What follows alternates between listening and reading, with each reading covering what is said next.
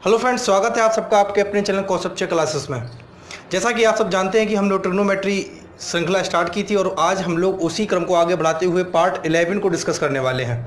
तो आज का पार्ट ट्रिग्नोमेट्री के लिए इम्पॉर्टेंट पार्ट होगा और आज हम लोग जो डिस्कस करेंगे वो डिस्कस करेंगे कि ट्रिग्नोमेट्री में जो भी फॉर्मूले होते हैं sign A plus B, tan A plus B के, उन सभी के ऊपर कैसे क्वेश्चन बनते हैं और सभी के फॉर्मूले होते क्या हैं। तो सबसे पहले हम लोग सबके फॉर्मूले समझेंगे, उसके बाद फिर हम उन फॉर्मूलों पर बेस क्वेश्चन करेंगे। ठीक है, अगर संभव हो सका तो मैं अगले फॉर्मूले पर भी डिस्कस करा दूंगा आज ही। तो बने रहिए वीडियो में और ये पार्ट आप सभी के लिए इंपॉर्टेंट होने वाला है। बाकी जितने भी पार्ट हमने कराए हैं ट्रिग्नोमेट्री में वो सभी आपके लिए इंपॉर्टेंट है। आप सभी वीडियो को देखें, सभी को प्यार दें, सहयोग दें और अगर अच्छे लगते हैं तो लाइक करें। ठीक है, और जो चैनल पर नया है वो चैनल सब्सक्राइब करना ना भूलें। तो देखते हैं कि आज हम लोग क्या पढ़ने वाले हैं, क्या फॉर्मूले हैं जिनको हम डिस्कस करेंगे। तो बने रहिए वीडियो के अंत तक। चलिए फ्रेंड्स, वीडियो के आगे बढ़ने से पहले जो चैनल पर नया है वो चैनल सब्सक्राइब करना ना भूलें। देखते हैं कि आज हम लोग क्या डिस्कस करने वाले। बोर्ड पर आप देख सकते हैं कि हमने ये सारे फॉर्मूले लिखे हैं जिन पर आज का पार्ट बेस्ड है। ठीक है, इन्हीं फॉर्मूले पर बेस्ड आज का पार्ट होगा। देखते हैं कि भाई ये क्या फॉर्मूले होते हैं। सबसे पहला फॉर्मूला देखिए, ये सारे फॉर्मूले आपने जब भी ट्रिग्नोमेट्री पढ़ी होगी तब कभी ना कभी किसी ना किसी रूप में आपने इन फॉर्मूलों को देखा होगा। तो देखते हैं कि भाई क्या फॉर्मूले हैं। पहला फॉर्मूला आपका देखिए साइन ए प्लस बी का है। सबको पता है साइन ए प्लस बी क्या होता है। साइन ए प्लस बी होता है साइन ए कॉस बी प्लस कॉस ए साइन बी। ऐसे ही साइन ए माइनस बी की बात की तो sign A cos B minus cos A sine B.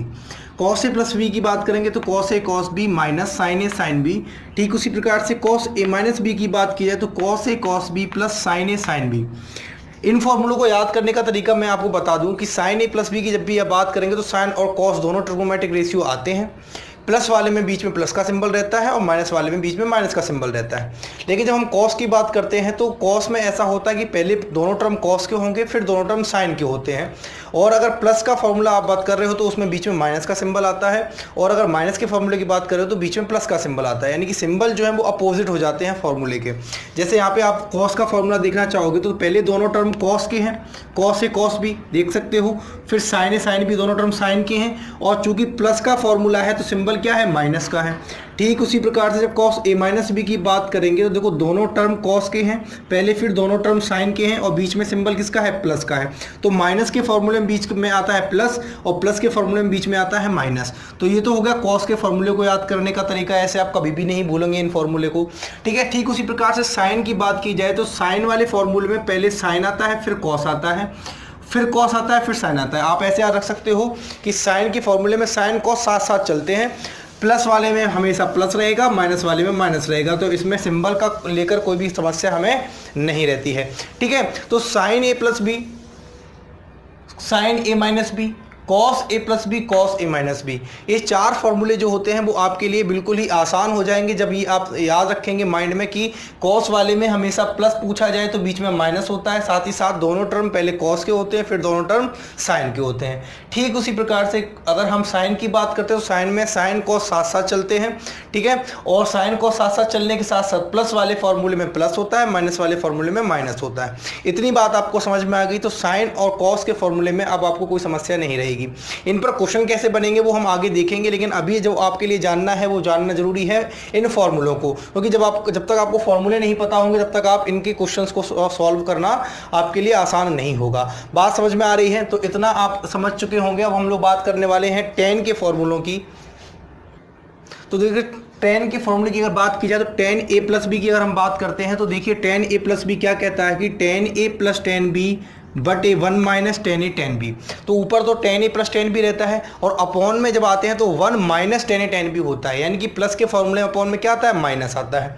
ठीक उसी प्रकार से जब टेन ए माइनस बी की बात करते हैं तो ten A minus ten B upon one plus ten A ten B. ठीक है, तो टेन के फॉर्मूलों को याद करने का आप समझ गए होंगे, बिल्कुल सिंपल होते हैं टेन के फॉर्मूले की। टेन ए प्लस बी क्या होता है, ten A plus ten B upon one minus ten A ten B. ठीक उसी प्रकार से अगर मैं बात करूं टेन ए माइनस बी की तो आप कहेंगे ten A minus ten B, क्योंकि माइनस है तो ऊपर माइनस आएगा और नीचे प्लस आएगा कि ten A minus ten B upon one plus ten A ten B. ठीक है, तो माइनस वाले में ऊपर आता है माइनस, नीचे आता है प्लस, और प्लस वाले में ऊपर प्लस नीचे माइनस। ठीक है, अब कॉट की बात कर लेते हैं तो कॉट में होता कुछ इस तरीके से है कि जो आपका अभी तक हर था, यानी जो अपॉन की नीचे की वैल्यू आ रही थी वो ऊपर आने लगेगी और जो अपॉन के ऊपर की वैल्यू थी वो नीचे आ जाएगी, क्योंकि क्योंकि cot tan का रिवर्स होता है, इसलिए फॉर्मूला जो है वो पूरा रिवर्स हो जाएगा। कैसे, देखिए जरा कि अगर cot a प्लस बी की बात की जाए तो cot a प्लस बी होता है cot a cot b minus 1 upon cot a plus cot b। Clear है इतनी बात? तो देख सकते हो आपकी भाई जो नीचे की वैल्यू थी वो ऊपर आ गई और ऊपर की वैल्यू नीचे चली गई। ठीक उसी प्रकार से cot a माइनस बी की बात करेंगे तो cot a cot b plus 1 और divided by cot a minus cot b। तो इतने फॉर्मूले हैं और अब इन्हीं फॉर्मूलों पर हम देखेंगे कि भाई एग्जाम में किस तरीके के क्वेश्चन बनते हैं। सबसे पहले तो वो क्वेश्चन समझेंगे जो यूपी टेट सुपर टेट में आ सकते हैं, बिल्कुल बेसिक क्वेश्चन। इन्हीं फॉर्मूलों पर बिल्कुल बेसिक क्वेश्चन बनने वाले क्वेश्चन किस तरीके के होंगे वो हम पहले देखेंगे, फिर इनका हम हाई लेवल तक पहुंचेंगे कि भाई इनके हाई लेवल तक क्वेश्चन कैसा बन सकता है और या एग्जाम में अभी तक इन पर बेस्ड कैसे क्वेश्चन आए हैं और कैसे क्वेश्चन पूछे गए हैं। ठीक है, भविष्य में कैसे क्वेश्चन बनेंगे, कैसे क्वेश्चन पूछे जाएंगे, उन पर भी हम लोग डिस्कस करेंगे। तो कॉपी पेन उठा लीजिए और हम लोग देखने वाले हैं कि कैसे क्वेश्चन हमारे सामने एग्जाम में आते हैं। चलिए फ्रेंड्स देखते हैं कि भाई बिल्कुल बेसिक क्वेश्चन इस फॉर्मूले पर बेस्ड क्या बनने वाला है। तो बिल्कुल बेसिक क्वेश्चन जो मैंने बताया है कि यूपी टेट सुपर टेट में पूछे जा सकते हैं, बिल्कुल संभावना है इन तरह के क्वेश्चन को पूछे जाने की। देखिए साइन 75 की वैल्यू आपसे पूछी गई है कि साइन 75 की वैल्यू बताइए। मैंने कहा कि इतनी वैल्यू होती है, इतने एंगल होते हैं कि सभी एंगल को रट पाना, सभी को याद कर पाना हमारे लिए संभव नहीं होता है। तो हम लोग जो इम्पोर्टेंट जिस पर ट्रिग्नोमेट्री बेस्ड है उन सभी एंगल को पढ़ते हैं। वो किसके द्वारा पढ़ते हैं? वो हम पढ़ते हैं ट्रिग्नोमेट्री टेबल के द्वारा, जो हमने टेबल पहले ही लेक्चर में आपको प्रोवाइड कराई थी। ठीक है, और कहा था कि ये हमेशा ही आपको जरूरत पड़ती रहेगी। देखिए 75 की वैल्यू कहीं भी आपने नहीं देखी होगी, फिर 75 की वैल्यू हम निकालें कैसे? 75 अगर हम देखें तो 75 आप बता सकते हो कि आपको जो एंगल मालूम है, आपको जो एंगल मालूम है, क्या उन्हीं एंगल से 75 की वैल्यू आप निकाल सकते हो, फाइंड आउट कर सकते हो। कैसे? देखिए आपको 30 की वैल्यू पता होती है और 45 की भी पता होती है, और आप ये जानते हो कि 30 और 45 को अगर आप ऐड करोगे तो आपको 75 मिल जाएगा। तो जब 30 की वैल्यू भी हमें मालूम है, 45 की वैल्यू भी हमें मालूम है, तो हम ये कह सकते हैं कि 30 प्लस 45 डिग्री होता है 75। तो अब उसके लिए आपको साइन ए प्लस बी का फॉर्मूला मालूम होना चाहिए। तो आपको समझ में आ रहा है ना कि ये sign A plus B, sign A minus B के फॉर्मूले की हमें ज़रूरत कहाँ पड़ती है और हम इनको कैसे अप्लाइड करते हैं। आइए देखते हैं कि हम इनको कैसे अप्लाइड करते हैं। देखिए मैंने कहा कि 75 जो होता है, 75 की अगर बात कही जाए तो 75 आपका 30 प्लस 45 होता है। 30 डिग्री प्लस 45 डिग्री 75 डिग्री होता है। तो हम साइन 75 को लिखेंगे साइन 30 डिग्री प्लस 45 डिग्री। देखिए इतना बेसिक आपको कोई नहीं समझाने वाला है, मैं बिल्कुल बेसिक से लेके आपको चल रहा हूँ। मैं ये समझता हूँ कि आपको कुछ नहीं पता है, बिल्कुल जीरो से उठा रहा हूँ और फिर टॉप लेवल तक लेके जा रहा हूँ, जहाँ तक कि एग्जाम में क्वेश्चन बन सकते हैं। ठीक है, जहाँ तक कि एग्जाम में क्वेश्चन बन सकते हैं और जहाँ तक क्वेश्चन बनते आए हैं और बनते रहेंगे वहाँ तक पूरा लेवल आपको कराता हूँ और पूरा सिलेबस आपका कंप्लीट करा रहा हूँ। आप देख सकते हो कि ट्रिग्नोमेट्री के 10 पार्ट कंप्लीट कर चुके हैं, 11 पार्ट ये चल रहा है और अभी भी कई पार्ट हमारे आने वाले हैं। क्यों? क्योंकि अभी तो हाइट एंड डिस्टेंस भी पूरी बची हुई है। अभी तो इसी ट्रिग्नोमेट्री में हमें हाइट एंड डिस्टेंस भी पढ़ना है। तो अभी तो ट्रिग्नोमेट्री चल रही, फिर हाइट एंड डिस्टेंस पढ़ेंगे, तब जाकर कहीं ये ट्रिग्नोमेट्री हमारी कंप्लीट होगी। तो आप समझ सकते हो कि हम लोग कोई ऐसी चीज़ नहीं है जो छोड़ के चल रहे हों, सारा सिलेबस कंप्लीट कर रहे हैं। बशर्ते कंडीशन यही है कि आप इन सभी वीडियोज़ को ध्यान से देखते हों और पूरा देखते हों। ठीक है, क्योंकि ये सब वीडियो आपके लिए बन रही है, मेरे लिए नहीं बनी, मुझे तो आता है। ठीक है, लेकिन मैं ये क्या कर रहा हूँ, मैं ये सिर्फ आपके लिए प्रोवाइड करा रहा हूँ जिससे कि आपको भविष्य में कोई समस्या ना रहे। कोई भी एग्जाम हो जिसमें मैथ आती है आप उसको ईजिली अप्लाइड कर सकें। ठीक है, लोग क्या करते हैं कि जहाँ पे एडवांस मैथ आती है और एडवांस मैथ को देखकर लोग प्रिपरेशन छोड़ देते हैं, उस एग्जाम की तैयारी नहीं करते हैं। ठीक है, क्योंकि अर्थमेटिक तो जानते हो, अर्थमेटिक तो सिंपल होती है, आप एक तरीके से अप्लाइड भी कर सकते हो। और जब मैं अर्थमेटिक पढ़ाऊंगा तो आपके लिए वो और सिंपल हो जाएगी। देखना कि मैं आपको अर्थमेटिक कैसे पढ़ाऊंगा। तो जब अर्थमेटिक पढ़ेंगे तो वहाँ पर भी आपको मजा आने वाला है। और अब आप देख सकते हो कि जब हम एडवांस मैथ पढ़ रहे हैं तो वहाँ पर भी आपको बिल्कुल बेसिक से लेके चल रहे हैं। हर एक चीज़ बताई जा रही है कि भाई अगर ये ट्रिक लगाते हो तो ये ट्रिक आती कैसे है, बनती कैसे है, क्या कॉन्सेप्ट है इन ट्रिक के पीछे का। ठीक है, तो इससे होता क्या है, इससे होता बस यही सिंपल है कि आपको ट्रिक वो भूलोगे नहीं, क्योंकि जब आपको ट्रिक के पीछे का कॉन्सेप्ट पता होता है तो आप जानते हो कि ये ट्रिक कैसे आ रही है, कब अप्लाइड होगी, कहाँ अप्लाइड होगी। ठीक है, देखिए अब मैंने 75 की बात कही तो मैंने कहा 75 को हम 30 प्लस 45 ले सकते हैं। क्यों ऐसा किया जा रहा है? वो इसलिए किया जा रहा है क्योंकि 75 की वैल्यू किसी को नहीं मालूम होती है। मान लीजिए कि 75 की वैल्यू आपको पता भी है, ठीक है, किसी एक लोगों को याद है, याद कर लिया है, तो याद करने से कोई बेनिफिट नहीं है, ठीक है। बेनिफिट यही है कि आप इनके पीछे की कॉन्सेप्ट को समझें। देखिए जरा कि इसके पीछे का कॉन्सेप्ट क्या है। 75 डिग्री की बात कही जाए तो मैंने कहा कि इसको 30 + 45 कर सकते हैं। अब जरा देखिए, अगर मैं इसको 30 डिग्री को एंगल ए मानूं और 45 डिग्री को बी मानूं, तो आप बताइए कि ये किस फॉर्मेशन में लिखा हुआ है। ये लिखा हुआ है साइन ए प्लस बी की फॉर्मेशन में। ये किस फॉर्मेशन में लिखा हुआ है? साइन ए प्लस बी की फॉर्मेशन में। और साइन ए प्लस बी की फॉर्मेशन का फॉर्मूला मैंने अभी बताया है कि साइन ए प्लस बी क्या होता है? साइन ए कॉस बी प्लस कॉस ए साइन बी। मैंने कहा था कि इनको याद करने का बिल्कुल सिंपल वे यही है कि साइन के फॉर्मूले में साइन और कॉस दोनों रेशियो साथ साथ चलते हैं। प्लस है तो प्लस रहेगा, माइनस है तो माइनस रहेगा। सिंपल सी चीज़ है, इसमें याद करने के लिए कुछ ज़्यादा दिमाग भी आपको लगाना नहीं है। तो अगर मैं बात करता हूँ साइन ए प्लस बी की, तो आप कहेंगे sine A into cos B plus cos A into sine B. इतनी बात समझ में आ गई। अब देखिए, ए की जगह पर मैंने कहा कि 30 डिग्री लिखा हुआ है और बी की जगह पर 45 डिग्री लिखा हुआ है। यानी यहाँ से अगर मैं कहना चाहूँ तो मैं ये कहूँगा कि साइन 30 + 45 डिग्री की अगर बात कही जाए तो आप कहेंगे कि ये होगा साइन 30 डिग्री। बस कुछ नहीं करना है, आप सब सीधा आपको अप्लाइड करना है। ये हो जाएगा cos 30 degree into cos 45 degree. अब सबसे महत्वपूर्ण बात ये होती है कि आपको sine 30 cos 30, sine 45 cos 45, sine 60 cos 60, sine 90 cos 90, इन सभी के मान पता होने चाहिए, इन सभी की वैल्यू आपको पता होनी चाहिए। उन वैल्यू के लिए मैंने पहले ही लेक्चर में ट्रिग्नोमेट्री की जब मैंने बिल्कुल बेसिक क्लास स्टार्ट की थी, जहाँ मैंने हर एक चीज़ आपको समझाई थी कि भाई क्यों ट्रिग्नोमेट्री जो है वो पूरी की पूरी किस ट्रायंगल पर बेस्ड है, पाइथागोरस थ्योरम क्या होती है, क्या होते हैं ट्रिपलेट, वहाँ ही मैंने आपको बताया था कि भाई ट्रिग्नोमेट्री एक टेबल बनाई थी, उसमें मैंने 0 से लेकर 90 डिग्री के एंगल के सभी मान रखे थे। तो मैंने कहा था कि ये टेबल हमेशा आपके लिए ज़रूरी रहेगी जब भी आप ट्रिग्नोमेट्री पढ़ेंगे। तो वही देखिए कि आज भी हमें यहाँ पे अप्लाइड करनी पड़ेगी। तो sine 30 cos 45, cos 30 sine 45, cos 30 sine 45, इन सभी के मान आपको बस अब यहाँ पे पुट करने हैं और आपको यहाँ पे इसकी वैल्यू फाइंड आउट हो जाएगी। आपको यहाँ इसकी साइन 75 की वैल्यू मिल जाएगी। ठीक है, तो देखते हैं कि भाई इनके मान क्या होते हैं। अगर मैं बात कहना चाहूँ कि भाई साइन 30 क्या होता है, तो बताइए साइन 30 क्या होता है, कोई बताना चाहेगा? साइन 30 की अगर बात कही जाए, साइन 30 अपने आप में होता है 1/2। कितना होता है साइन 30? 1/2।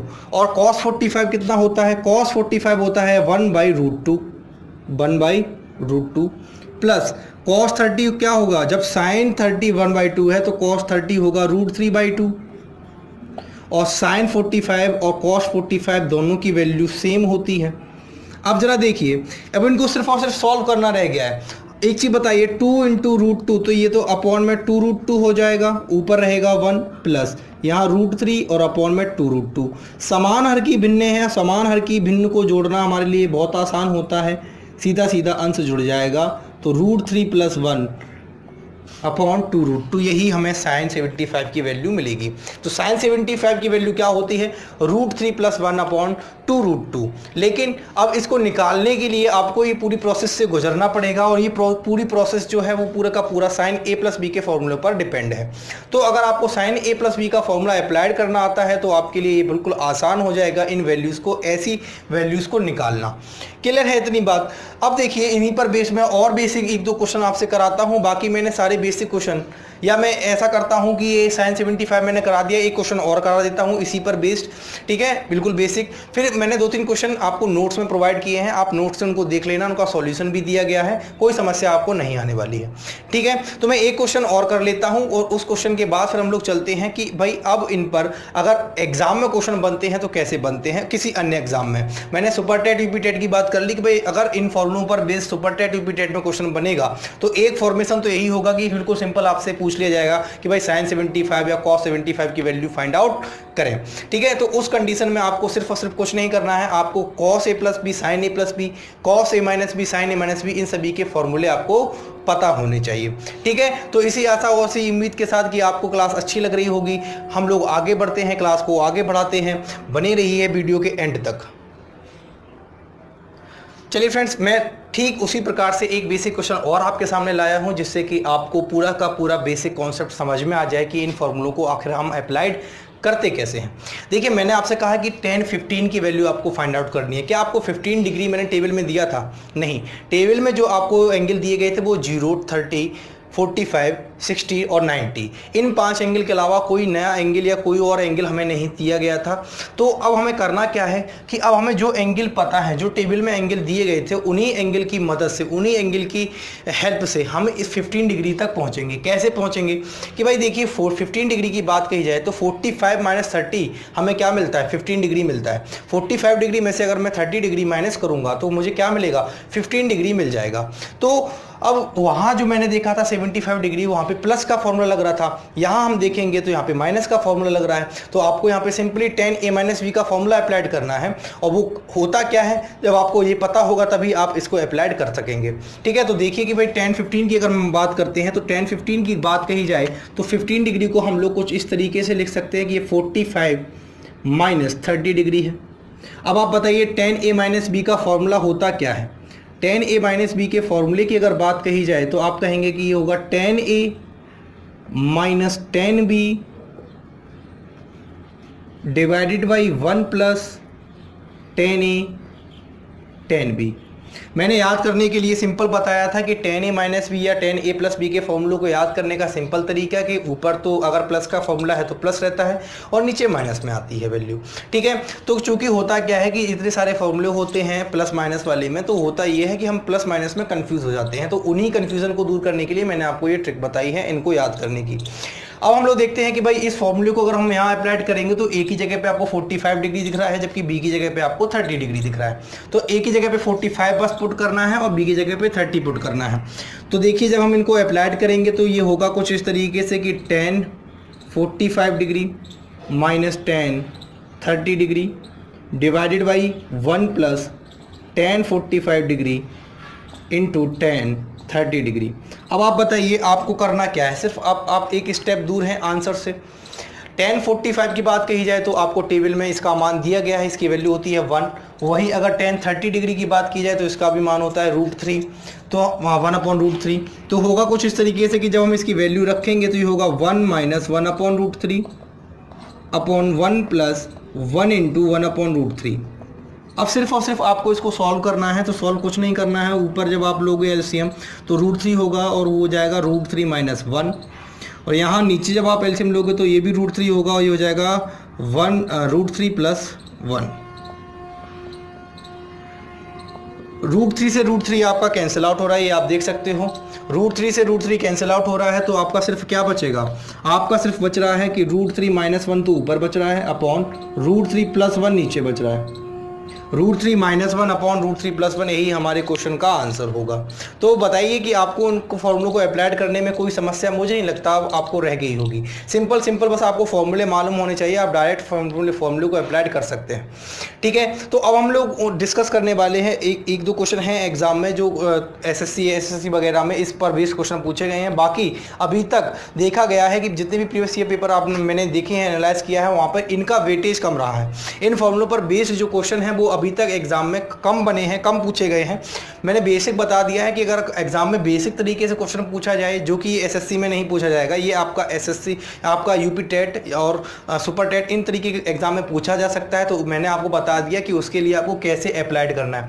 बाकी एसएससी में इस पर एक दो क्वेश्चन आए हुए हैं तो वो मैं अभी डिस्कस कराने वाला हूँ।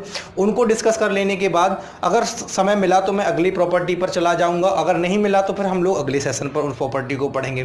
तो वीडियो के एंड तक बने रहिए, देखते हैं कि आखिर वो दो क्वेश्चन क्या हैं जो एसएससी में आए हैं इन्हीं प्रॉपर्टी पर बेस्ड, और उनको करने का क्या सिंपल वे होगा, क्या तरीका होगा। तो देखते हैं फ्रेंड्स। देखिए फ्रेंड्स, एसएससी की अगर बात कही जाए तो एसएससी में जो क्वेश्चन बने हैं वो इस फॉर्मूले पर ज़्यादा बने हैं, यानी इसी फॉर्मूले पर एक दो क्वेश्चन बने हैं जो मुझे एग्जाम में प्रीवियस ईयर में दिखाई दिए। बाकी sine a plus B cos a plus B से क्वेश्चन नहीं बना है। ठीक है, तो उनको मैंने बता दिया कि उनको अप्लाइड कैसे करना है। उन पर क्वेश्चन अगर बनेगा भी तो आप समझ सकते हो कि किस तरीके से बनेगा। ठीक है, तो मैं अभी जो डिस्कस करा रहा हूँ वो देख लीजिए कि मैं फॉर्मूले की मैंने बात कही थी tan a प्लस बी की। tan a प्लस बी के फॉर्मूले को आपको पता है कि वो होता है tan a plus tan b upon 1 minus tan a tan b। तो यहाँ पे अगर मैं a ए एंगल 45 डिग्री मानूं और बी मानूं थीटा, तब आप अप्लाइड करोगे तो tan 45 प्लस थीटा निकल के आएगा। तो होता क्या कि tan 45 प्लस थीटा की वैल्यू पर क्वेश्चन ज़्यादा बने हैं एग्जाम में।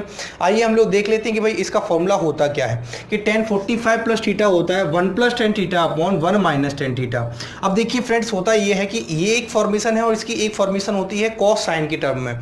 कॉस साइन के टर्म में इसकी फॉर्मेशन क्या होती है, आइए फ्रेंड्स वो देख लेते हैं कि देखिए जब हम लोग tan थीटा, चूंकि हमें पता है कि tan थीटा जो होता है वो होता है sine theta upon cos theta. tan theta जो होता है वो होता है sine theta upon cos theta. तो sine theta upon cos theta जब होता है तो हम यहाँ पे यही करेंगे कि tan थीटा की जगह पे sign theta upon cos theta को रख दिएंगे, ठीक है ना। tan थीटा की वैल्यू साइन थीटा बटे कॉस थीटा यहाँ पे रख देंगे, वहाँ से हमें कॉस थीटा और साइन थीटा के टर्म में ये फॉर्मूला पता चल जाएगा, ठीक है फ्रेंड्स। तो देखिए हम लोग देखते हैं, करते हैं यहाँ पे, देखिए फ्रेंड्स वैल्यू रखते हैं और देखते हैं क्या निकल के आता है। तो कि 1 plus sign theta upon cos theta और 1 minus sign theta upon cos theta. तो जब इसको एलसीएम लेके सॉल्व करेंगे तो ये आएगा निकल के cos theta plus sign theta upon cos theta minus sine theta. तो देखिए एक फॉर्मेशन तो आपने देखा ऊपर लिखा हुआ है tan 45 प्लस थीटा का, और एक फॉर्मेशन आपने देख लिया कि ये नीचे लिखा हुआ है किसके टर्म में, कॉस और साइन के टर्म में। आया कैसे वो मैंने बता दिया है, और 45 प्लस थीटा कैसे आएगा ये भी मैं बता दे रहा हूँ आपको। एक बार बस एक क्लू मैं दे दे रहा हूँ कैसे आया होगा कि आपको पता था tan a प्लस बी क्या होता है, tan a प्लस बी होता है tan a plus tan b बटे 1 minus tan a tan b। अब मैंने यहाँ पे कहा है कि जब ये फॉर्मूला आपको मालूम है, ये फॉर्मूला आपको मालूम है, अब यहाँ पे a की जगह पे 45 और b की जगह पे थीटा रख देने पर आपको tan 45 प्लस थीटा मिल जाएगा 1 plus tan theta upon 1 minus tan theta. क्यों, क्योंकि tan 45 की वैल्यू कितनी होती है, 1 होती है, ठीक है। उसी प्रकार से कॉस साइन के टर्म में अगर पूछा जाए तो tan 45 plus theta cos theta plus sign theta upon cos theta minus sine theta होता है। तो आइए हम लोग पहले इन फॉर्मूलों को लिख लेते हैं, प्लस और माइनस के फॉर्मूलों को लिख लेते हैं, उसके बाद देखते हैं कि क्वेश्चन एग्जाम में किस तरीके से बना है, ठीक है फ्रेंड्स। तो देखिए फ्रेंड्स मैंने बोर्ड पर इन दो फॉर्मूलों को लिख दिया है, आप इन दोनों फॉर्मूलों का स्क्रीनशॉट ले लीजिए। अब मैं जो है इन फॉर्मूलों पर बेस्ड क्वेश्चन को कराने वाला हूं जो आपके एसएससी में पूछे गए हैं, ठीक है फ्रेंड्स। तो हो जाइए तैयार कि हम लोग देखते हैं कि भाई कौन से क्वेश्चन आखिर एग्जाम में इन फॉर्मूलों पर बने हैं, ठीक है। तो ये पहला ही क्वेश्चन जो मैं कराऊंगा वो तो बिल्कुल सिंपल होगा, आप देखते ही बता दोगे कि भाई इसका आंसर क्या होने वाला है।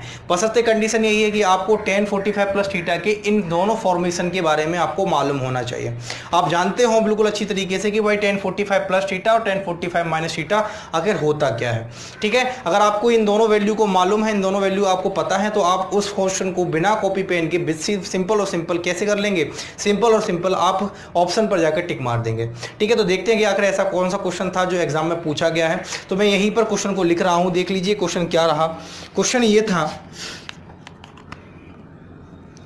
क्वेश्चन आपके एग्जाम में आया था cos 15 degree minus sine 15 degree upon cos 15 degree plus sine 15 degree. इसकी वैल्यू आपसे फाइंड आउट करने को कहा गया था कि find the value of cos 15 minus sine 15 upon cos 15 plus sine 15। तो आप बताइए ये क्वेश्चन आपको करने में कितना कठिन लगा, या कितना सरल या कितना कठिन है आपके लिए, आप बताइए। कठिन उसके लिए है जिसको ये फॉर्मूला नहीं पता है या इस फॉर्मूले की ये फॉर्मेशन नहीं मालूम है। अगर ये फॉर्मेशन tan 45 प्लस थीटा की आपको नहीं पता है तो यही क्वेश्चन आपको नहीं समझ में आएगा कि आप कैसे करें। कुछ लोग ऐसे होंगे जो साइन 15 और cos 15 की वैल्यू जिन्हें याद होगी वो क्या करने लगेंगे, यहाँ पर उन वैल्यू को पुट कर देंगे, और एग्जामिनर यही चाहता है कि आप उन 15 डिग्री वाली वैल्यू अगर आपको मालूम है तो आप पुट करें, जिससे होगा क्या कि पहले ही गलती आपने कर दी है यहाँ पे पुट कर और जब आप यहाँ पे वैल्यू पुट कर देंगे तो फिर आपको एलसीएम लेना पड़ेगा, घटाना जोड़ना पड़ेगा। तो आप समझ रहे हैं कि इस फॉर्मूले में रूट में वैल्यू आती है, तो फिर रूट की वैल्यू को आप जोड़ेंगे घटाएंगे तो आपको लगेगा टाइम, और फिर आप क्वेश्चन की जब आप पूरा सॉल्व करेंगे उस प्रोसेस से गुजरेंगे तब जाके आपको वहाँ आंसर मिलेगा। तो ऐसी कंडीशन में होगा क्या कि एक तो आपका चांस है कि कैलकुलेशन में आप गलती कर दो, दूसरा चांस ये होगा कि आपको टाइम लगेगा। जब आपको टाइम लगेगा तो फिर आप आगे के क्वेश्चन सॉल्व करने में आपके पास उतना समय नहीं होगा कि आप उनको भी प्रॉपर टाइम दे पाएँ, क्योंकि सभी एक क्वेश्चन के लिए एक निर्धारित टाइम दिया जाता है, आपको उस टाइम के रहते रहते आपको क्वेश्चन करना होता है। अब देखिए यहाँ पर अगर मैं सॉल्व करना चाहूँ तो क्या होगा एग्जैक्टली वे जिससे ये क्वेश्चन सॉल्व हो। तो जो इसका प्रॉपर वे होगा इसको सॉल्व करने का वो आपको दिख रहा होगा कि क्या दिख रहा है कि आपको यहाँ पे दिख रहा है थीटा की जगह पे 15 डिग्री दी है। बाकी पूरा का पूरा फॉर्मूला आप देख सकते हो कि tan 45 माइनस थीटा डिग्री की अगर मैं बात करूं तो tan 45 माइनस थीटा जो होता है फॉर्मूला यही होता है कि cos theta minus sign theta upon cos theta plus sine theta. तो आप देख सकते हो थीटा की जगह पे सिर्फ और सिर्फ क्या है यहाँ पे 15 डिग्री है। तो आप कहेंगे कि ये फॉर्मूला चूंकि होता है tan 45 माइनस थीटा का, तो आप कहेंगे कि ये tan 45 माइनस 15 होगा यानी कि tan 30 होगा। और tan 30 क्या होता है, tan 30 होता है 1/√3। तो आप विद इन सेकेंड इसका आंसर दे सकते हो। कंडीशन बस यही है कि आपको tan 45 प्लस थीटा और tan 45 माइनस थीटा की कॉस और साइन वाली टर्म में फॉर्मूला मालूम होना चाहिए। इसकी यही स्पेसिफिक कंडीशन है कि अगर आपको ये प्रोसेस पता है, ये फॉर्मूला पता है, तो आप इस क्वेश्चन को बिना कॉपी पेन के ऑप्शन से ही टिक कर देंगे कि भाई इसका एग्जैक्टली आंसर क्या होने वाला है। तो देखिए फ्रेंड्स, पहला ही क्वेश्चन तो हमने ये डिस्कस किया जो इस इन a प्लस वी या a माइनस वी वाले फॉर्मूलों पर बना है। बाकी अगला क्वेश्चन क्या होगा वो मैं आपके सामने डिस्कस करने वाला हूं, तो बने रहिए वीडियो में। चलिए फ्रेंड्स, देखिए ये जो क्वेश्चन आपके सामने बोर्ड पे लिखा हुआ, ये क्वेश्चन आया हुआ क्वेश्चन है एसएससी में, और ये क्वेश्चन कितना सिंपल है ये भी आप देख सकते हो जब हम इसको सॉल्व करेंगे। ठीक है, बाकी अगर किसी ने पढ़ा है, पहले से प्रैक्टिस की है, तो उसके लिए क्वेश्चन दिख भी रहा होगा कितना आसान क्वेश्चन है। बस कंडीशन ये है कि आपको tan a प्लस बी का फॉर्मूला यहाँ पे पता होना चाहिए। आइए देखते हैं कि इसको करने का क्या तरीका है, क्या राइट वे है इस क्वेश्चन को करने का। देखिए क्वेश्चन में जो गिवन कंडीशन है वो है a प्लस बी आपको दिया गया है π/4। a प्लस बी आपको दिया गया है π/4। ठीक है, अब देखिए आप एक देख सकते हैं कि आपको दिया गया है a प्लस बी π/4 है। मैं आपको यहाँ पे बता दूं, अगर किसी को नहीं पता है कि पाई की वैल्यू क्या होती है, तो पाई की वैल्यू एग्जैक्टली होती है 180 डिग्री। ठीक है, अब अगर मैं बात करता हूँ π/4 की, तो π/4 होता है, π/4 की अगर बात की जाए तो ये होता है 45 डिग्री। आप सॉल्व करके देख लेना, π/4 जो निकलेगा वो आपका 45 डिग्री निकलेगा। 180 डिग्री में से जब आप 4 का डिवीजन करोगे तो कितना निकल के आएगा, 45 डिग्री निकल के आएगा। ठीक है, तो π/4 होता है 45 डिग्री। क्लियर है इतनी बात। अब देखिए यहाँ पे क्वेश्चन जो पूछा गया है वो पूछा गया है 1 + tan a × 1 + tan b, यानी कि क्वेश्चन जो पूछा गया है वो 10 में पूछा गया है। तो हम करेंगे क्या, हम इन दोनों तरफ हम दोनों साइड 10 ले लेंगे। जब दोनों साइड 10 ले लेंगे तो बनेगा क्वेश्चन ये कि tan a + b = 10 π/4।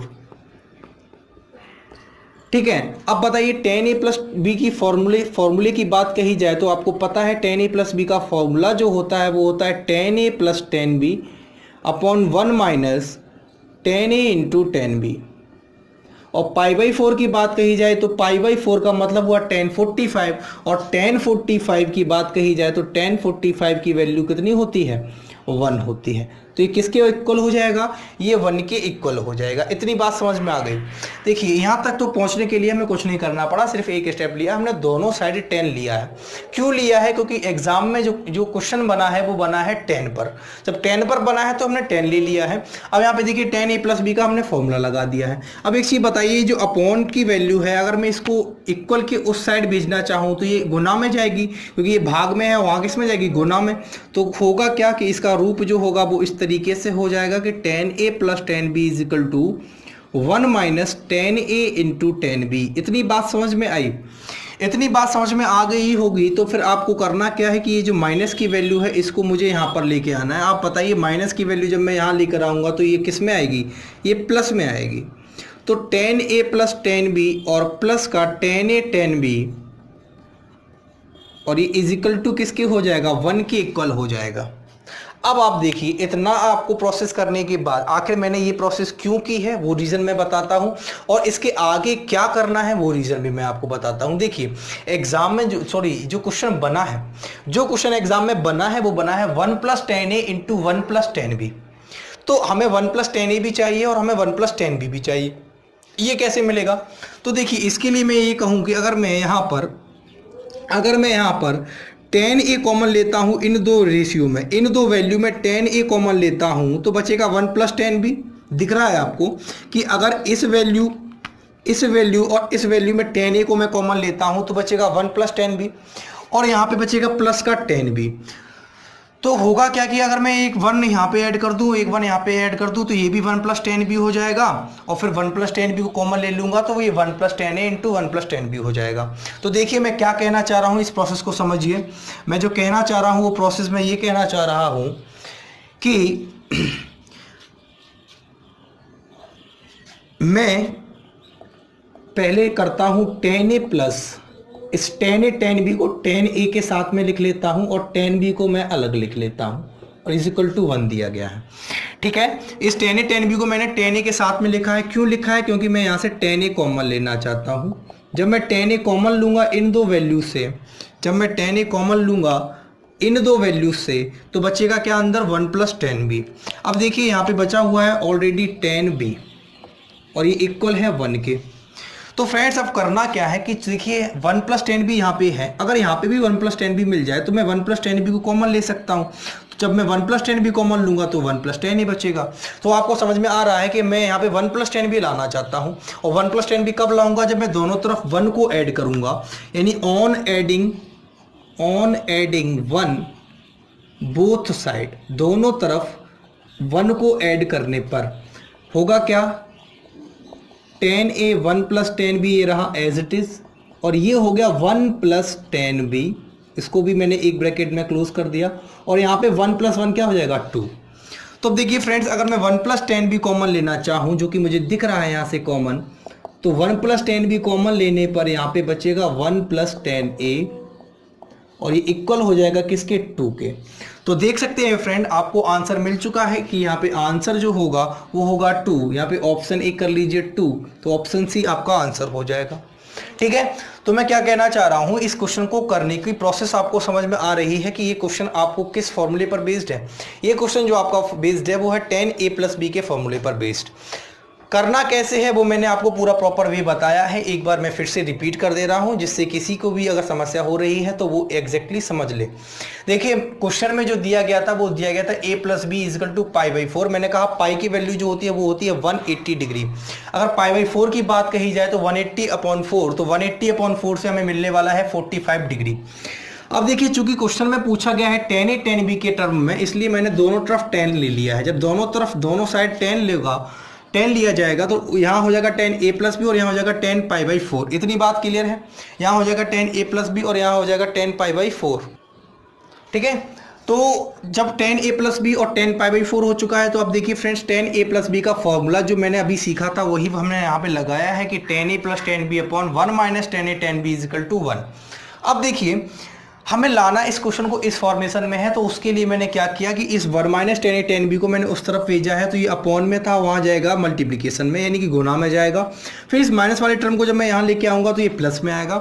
फिर मैंने 10a के साथ में 10a 10b को रखा है और प्लस 10b अलग रखा है, = 1 के किया है। क्यों किया है ऐसा? मैंने इसलिए किया क्योंकि मैं यहाँ से 10a कॉमन लेना चाहता हूँ। जैसे ही 10a कॉमन लिया, अंदर बचेगा 1 + 10b प्लस 10b = 1। अब देखिए 1 + 10b करने के लिए यहाँ पे 1 ऐड करूंगा, तो जब यहाँ पे 1 ऐड करूंगा तो मुझे यहाँ पे भी 1 ऐड करना पड़ेगा। तो जब 1 ऐड किया गया तो देखिए 1 + 10b मुझे कॉमन दिख रहा है। जब मैं 1 + 10b कॉमन लूंगा तो यहाँ आएगा 1 + 10a = 2। देखिए ये क्वेश्चन एक बार एग्जाम में पूछा गया सेम एज इट इज इसी तरीके से, तो इसका आंसर आया 2। और अगली बार जो क्वेश्चन इस एग्जाम पर बना, इस एसएससी में बना, तो वो इस प्रॉपर्टी पर बन गया। समझ रहे हो? पहली बार तो ये क्वेश्चन पूछा गया है, अगली बार इस प्रॉपर्टी पर बेस्ड क्वेश्चन बन गया। ये एक प्रॉपर्टी भी हो गई। वो प्रॉपर्टी क्या हो गई वो मैं लिखने वाला हूं कि वो प्रॉपर्टी क्या हो गई और इस प्रॉपर्टी पर क्वेश्चन कैसे बने हैं एग्जाम में। ठीक है, तो आइए फ्रेंड्स हम देखते हैं कि इस क्वेश्चन से क्या प्रॉपर्टी निकल के आई है।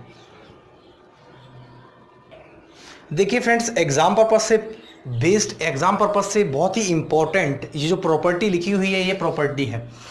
इसको मैंने इंपॉर्टेंट पॉइंट हेडिंग डाल के लिखवाया है। वो इसीलिए लिखवाया है कि आपको भविष्य में ये प्रॉपर्टी याद रहे, और याद रह जाएगी उसकी मैं दावा देता हूँ। क्यों? क्योंकि मैंने इस पर बेस्ड पहले एक क्वेश्चन किया है, इस प्रॉपर्टी का प्रूफ समझाया कि भाई ये प्रॉपर्टी आई कैसे है, कैसे इस प्रॉपर्टी को लाया गया है। अब होगा कि ये अप्लाइड कैसे होगी, अगर इससे क्वेश्चन बनना चाहे तो ये क्वेश्चन बनने का क्या प्रारूप होगा। तो मैं आपको यहाँ पे पहले एक डेमो देता हूँ कि क्वेश्चन कैसे बनेगा एग्जाम में। मान के चलिए क्वेश्चन इस तरीके से बना दिया जाएगा कि आपसे ये कहा जाए कि यदि कंडीशन क्या दी जाए कि if angle A + angle B = 45 degree, आपसे ये कहा जाए if angle A + angle B = 45 degree और अगर ये ना भी कहा जाए, मतलब आपसे सीधा ऐसे पूछ लिया जाए कि फाइंड द वैल्यू ऑफ, आपसे सीधा ऐसे पूछ लिया जाए फॉर डेमो, फॉर एग्जाम्पल के लिए आपसे ये पूछ लिया जाए कि find value of 1 + 10 5 degree, 1 + 10 40 degree.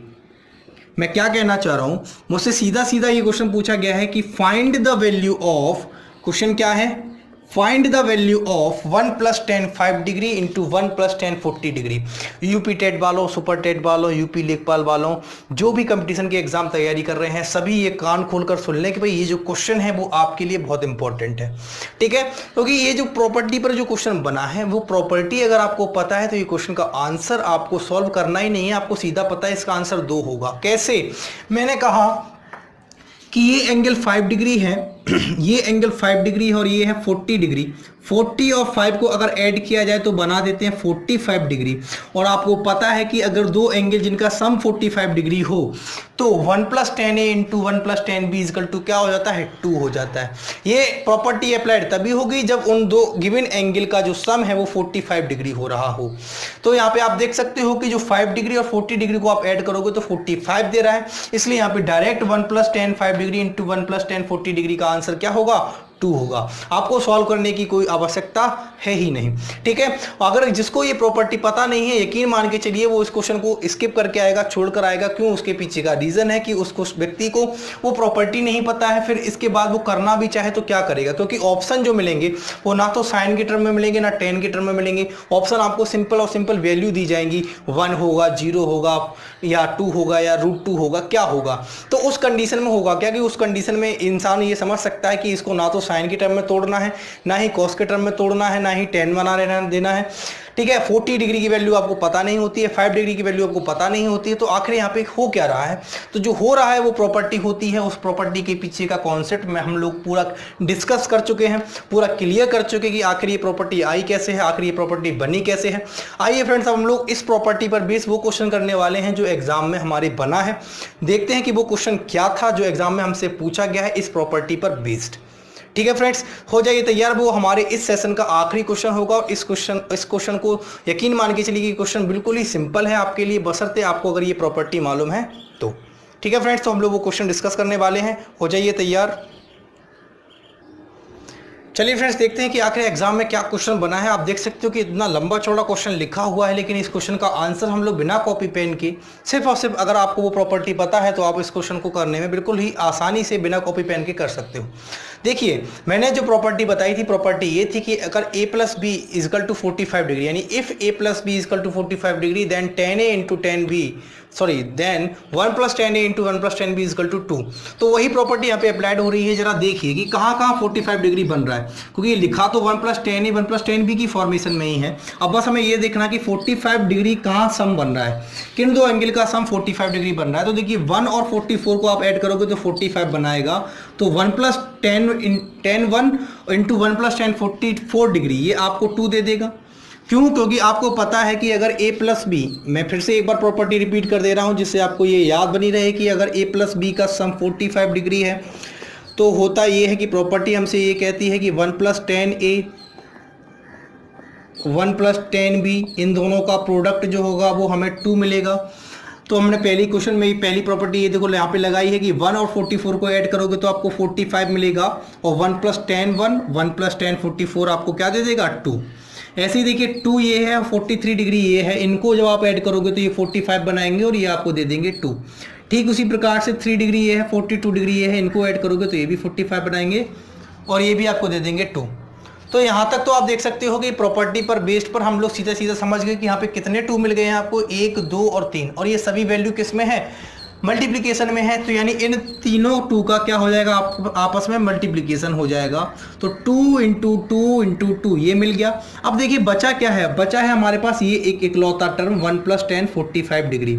तो इसके बचे रहने का भी कोई महत्व नहीं है। क्यों, क्योंकि 10 45 डिग्री की वैल्यू आपको पता होती है। तो आप यकीन मान के चलिए अगर इन प्रॉपर्टी पर क्वेश्चन बनता है तो आपको इसी तरीके से बनेगा कि अगर कोई वैल्यू रह भी जाती है तो उस वैल्यू की वैल्यू आपको मालूम होगी, कि उस ट्रिग्नोमेट्रिक टर्म की वैल्यू आपको पता होगी, तभी वो वैल्यू रह जाएगी। अदरवाइज वो वैल्यू भी नहीं रहेगी, वो वैल्यू भी उसके लिए भी कोई एक ना कोई कंडीशन बन रही होगी। तो देखिए 2 इंटू टू इंटू टू हमें मिल चुका था 1 प्लस 1045 डिग्री है, 1045 का मान होता है 1, तो ये भी 1 प्लस 1 कितना हो गया, 2 हो गया। तो 2 इंटू टू था ही, और ये भी हो जाएगा 2, तो ये 4 बार 2 आ गया है जो कि मल्टीप्लिकेशन में है, तो आपको आंसर मिल जाएगा 16। यकीन मान के चलिए इसके जो ऑप्शन थे वो सभी 2 के मल्टीपल थे, यानी 4, 8, 16 और 32। तो आप देख सकते हो कि अगर आपको ये प्रॉपर्टी पता है, और ये प्रॉपर्टी का मैंने पूरा ऐसा नहीं है कि मैंने आपको ये प्रॉपर्टी रटवाई है या मैंने डायरेक्ट आपको बताया कि ये प्रॉपर्टी कैसे आई। मैंने सबसे पहले आपको बताया कि भाई आखिर ये फॉर्मूले होते क्या हैं। मैंने साइन ए प्लस बी समझाया आज के सेशन में, फिर sine A minus B, cos A plus B, cos A minus B, tan A plus B, tan A minus B, cot A plus B, cot A minus B. उन पर based मैंने basic question भी आपको कराए कि sign 75 कैसे निकालोगे, cot 75 कैसे निकालोगे, कॉस 75 कैसे निकालोगे, टेन 15 कैसे निकालोगे, ठीक है। और उसके बाद हमने धीरे धीरे से अपना लेवल बढ़ाया, फिर हम पहुंचे कि भाई हम इनके क्वेश्चंस को कैसे अप्लाइड करेंगे। फिर हमने टेन 45 प्लस थीटा को समझा, टेन 45 माइनस थीटा को समझा, cot tan 45 plus theta, tan 45 minus theta में अगर कॉस साइन के टर्म में बात की जाए तो कॉस साइन के टर्म में इनका क्या फॉर्मेशन होता है। फिर उस फॉर्मेशन से बिल्कुल ही सिंपल क्वेश्चन पूछा, जो क्वेश्चन किसी भी एग्जाम में आपसे पूछा जा सकता है कि भाई cos 15 degree minus cos minus sine 15 degree upon cos 15 degree plus sine 15 degree का मान क्या होगा। तो वो सिंपल क्वेश्चन था, बिल्कुल बेसिक क्वेश्चन था। वो क्वेश्चन किसी भी एग्जाम में आपसे पूछा जा सकता है, और उस तरीके के क्वेश्चन किसी भी एग्जाम में आपसे पूछे जा सकते हैं, क्योंकि जो डायरेक्ट फॉर्मूला बेस्ड क्वेश्चन होते हैं उनकी कोई भी जाति नहीं होती है, वो किसी भी एग्जाम में आपसे पूछे जा सकते हैं। क्योंकि आपसे ये उम्मीद रखी जाती है कि अगर आपसे कहा गया है कि ये किसी के सिलेबस में ट्रिग्नोमेट्री है, तो अगर उस सिलेबस में ट्रिग्नोमेट्री है तो आपको ट्रिग्नोमेट्री कम से कम आपको प्रॉपर्टी और फॉर्मूले तो मालूम ही होने चाहिए। तो प्रॉपर्टी और फॉर्मूलों पर बेस्ड क्वेश्चन सबसे ज़्यादा बनते हैं एग्जाम में। बाकी जो कॉन्सेप्चुअल क्वेश्चन होते हैं वो एग्जाम में उन्हीं एग्जाम में पूछे जाते हैं जिनका लेवल हाई है, जैसे एसएससी सीजीएल हो गया, सीएचएसएल हो गया, इनका लेवल थोड़ा ऊपर होता है, अपर होता है, तो यहाँ पे कॉन्सेप्चुअल क्वेश्चन बन जाते हैं, ठीक है। कि उन प्रॉपर्टी पर कॉन्सेप्ट बनाओ, कॉन्सेप्ट निकाल के फिर वो क्वेश्चन बनाएंगे। जैसे आप समझ सकते हो कि सबसे पहले टेन 45 प्लस थीटा का फॉर्मूला हमें पता था, तो टेन 45 प्लस थीटा से बनने वाले क्वेश्चन तो आपके किसी भी एग्जाम में पूछे जा सकते हैं। लेकिन जब वहां से हमने एक प्रॉपर्टी निकाली कि 1 plus 10 into 1 plus 10 B equal to 2 होता है, तो उस प्रॉपर्टी पर बेस्ड जो क्वेश्चन बना वो कॉन्सेप्चुअल क्वेश्चन हो गया, ठीक है ना। ये हर एक एग्जाम में नहीं पूछा जाएगा इस क्वेश्चन को जो पूछा जाएगा वो पूछा जाएगा आपके अपर लेवल एग्जाम में। तो आप देख सकते हो कि हम लोग बिल्कुल बेसिक से चलते हैं, फिर पूरे अपर लेवल पर जाकर उस प्रॉपर्टी को एंड करते हैं। तो आज के सेशन में हम लोग यहीं पर रखेंगे, और आज जो हमने स्टार्ट किया था वो हमने कंप्लीट भी किया है, ठीक है। तो हम लोग अब अगले सेशन में जब मिलेंगे ट्रिग्नोमेट्री के, तो वहां पे हम लोग नया कॉन्सेप्ट लाएंगे, नई कॉन्सेप्ट सीखेंगे। 2-3 पार्ट और हम लोग सीखेंगे, 2 से 3 भी हो सकते हैं, 4 भी हो सकते हैं, क्योंकि मुझे कुछ छोड़ना नहीं है, सारी चीजें कवर करानी है ट्रिग्नोमेट्री में, जिससे कि आप भविष्य में ये ना कह सकें कि भाई ये चीज हमने नहीं कराई गई या ये चीज हमने नहीं पढ़ी। सारी चीजें आपको अवेलेबल होंगी, सारी चीजें आपको उपलब्ध होंगी, बस कंडीशन यही है कि आप उन चीज़ों का कितना बेनिफिट उठा सकते हैं, कितना फ़ायदा उठा सकते हैं। मैं यहाँ पे ऐसा नहीं है कि मैं यहाँ पे कल आके अनाउंस कर दूँ कि भाई हमारा ऑनलाइन बैच आ रहा है उसको ले लीजिए, नहीं। क्योंकि हम लोग यहाँ पे आए हैं इसीलिए आए हैं कि हमें यहाँ पे अपनी ब्रांडिंग नहीं करनी है, अपनी मार्केटिंग नहीं करनी है। हम लोग यहाँ पे बस आपके फ़ायदे के लिए आए हैं, आपके प्रॉफिट के लिए आए हैं कि आपको प्रॉफिट गेन करा सकें, जितना ज़्यादा से ज़्यादा हो सके हम आपको प्रॉफिट दे सकें, ठीक है। तो हमारा उद्देश्य यही है कि बस आपको प्रॉफिट मिले, आपको एग्ज़ाम में जब आप जाएँ तो आप एक बार ये कहें कि हाँ हमसे ये चीज़ें हमने पढ़ी हैं, हमने ये चीज़ें देखी हैं, ठीक है। तो आज के लिए हम लोग इतना ही रखेंगे। अब अगले सेशन में जब भी हम ट्रिग्नोमेट्री के मिलेंगे तो वहाँ पे हम लोग नया कॉन्सेप्ट सीखेंगे, और आपको मैं ये बता दूं कि 3 से 4 और लेक्चर आ सकते हैं, पॉसिबल हैं 3 से 4 लेक्चर इसके और हमें देखने को मिले हैं ट्रिग्नोमेट्री में।